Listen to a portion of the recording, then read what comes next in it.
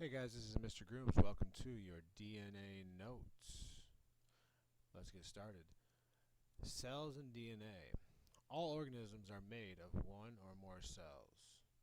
With few exceptions, all cells contain DNA. All organisms have DNA. What is the relationship between DNA, genes, and chromosomes? First of all, DNA is found in all living things and carries the instructions to make proteins. A single DNA strand holds the information to build many different proteins. DNA is simply a string with information on it. Chromosomes. Chromosomes are the strands of DNA that are coiled up.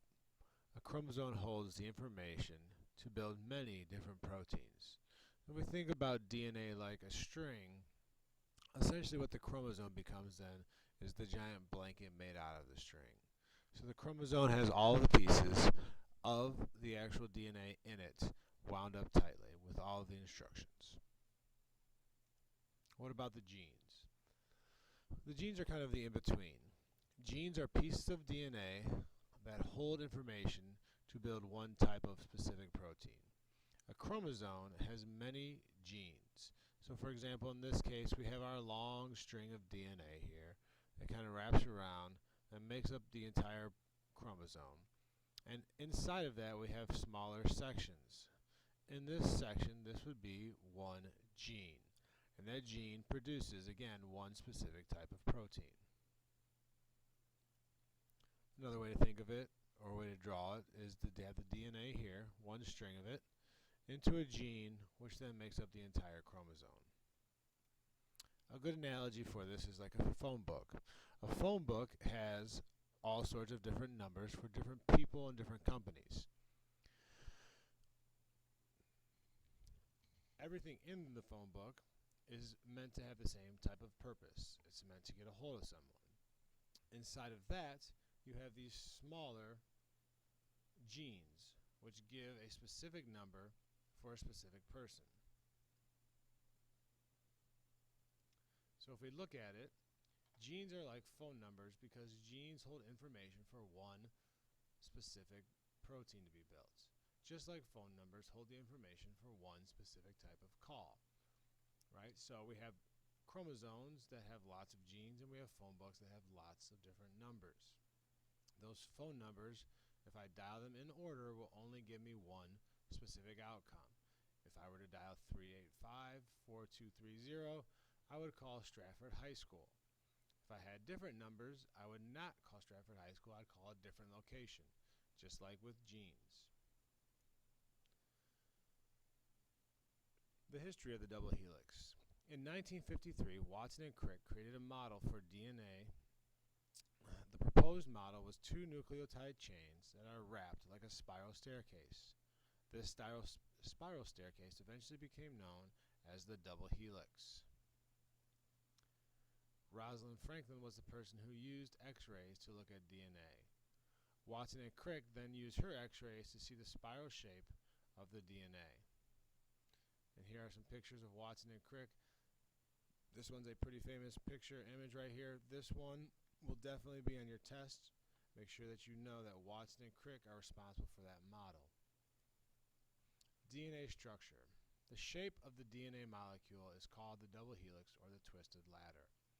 The structure of the DNA double helix is constructed of three parts called a nucleotide. The sides of the ladder are made out of a sugar and a phosphate, a sugar molecule called a deoxyribose, and a phosphate group. The rungs of the ladder are made out of bases. There are 4 bases or nucleotides. We have the letters that represent them as A, G, C, and T.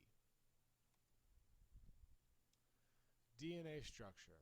The 4 nitrogens containing bases are divided into 2 groups, as you can see here.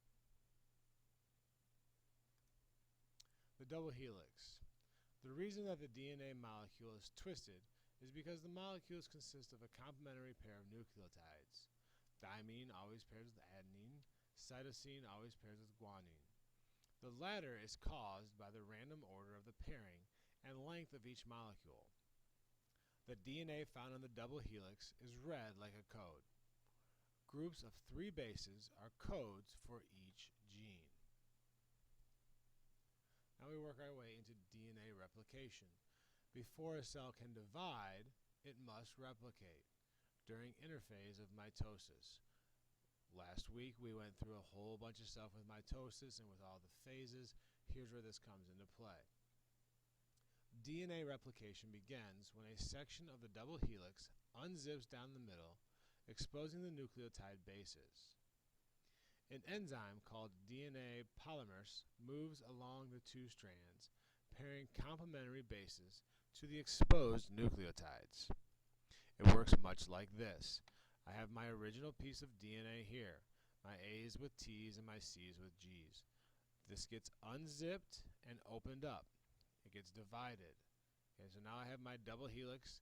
It is unzipped and separated. When I pull these 2 apart, I'm going to need new pieces to fill into here. Okay, these new strands are created outside of the nucleus with RNA, which we're going to introduce to you here in a little bit. And those new halves create 2 new twisted ladders. Now these chunks of DNA can now be used to build new cells, their own cells. How does all of this happen? That's where we use our RNA. Unfortunately, the DNA cannot leave the nucleus, so it needs help to replicate. It uses RNA to help do this. The sugar molecules of RNA is a ribose.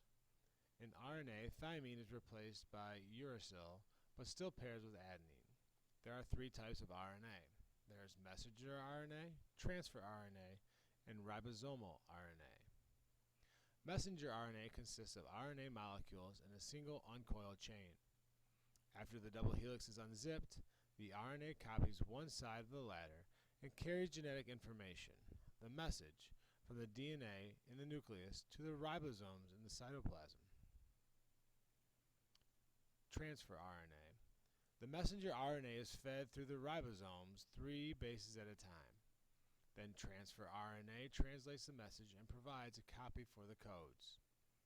The messenger RNA then takes the copy back to the original double helix as the copy. Accuracy and repair. The process of replication is highly accurate. There is only 1 error in every 10,000 nucleotides. A change in the nucleotide sequence is called a mutation. A mutation could be harmless or it could be serious and harm the cell. This is our next step, and this is what we really want to learn here. Okay, we're learning about this DNA and how it's replicated so that we can learn that there are sometimes mistakes that take place in that replication. Those mistakes then cause mutations to take place. Those mutations then later will eventually cause adaptations to take place.